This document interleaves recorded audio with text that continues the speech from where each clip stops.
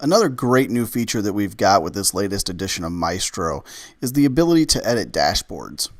Right now, when we started, we had the 4 pillars and our home dashboard. And one of the most requested things was the ability to either edit these or really to add more. Maybe you've got a big festival and you want a dashboard just for everything associated with that, or your farmer's market, or whatever that may be.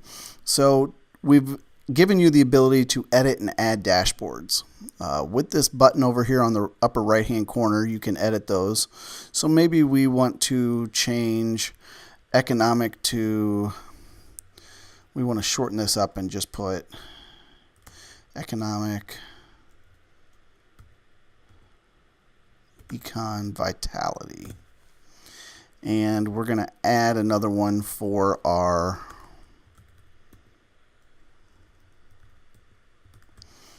music festival. Now, once you've named these, just clicking save, you can see isn't an option. It is after we save the first one, but we need to make sure that we save this blues festival as well.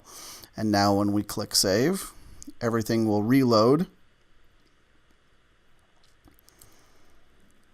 And we've got our new dashboard right there ready to go. Our Econ Vitality still has the same information, so we didn't lose anything by renaming it, but we're able to add and edit more dashboards.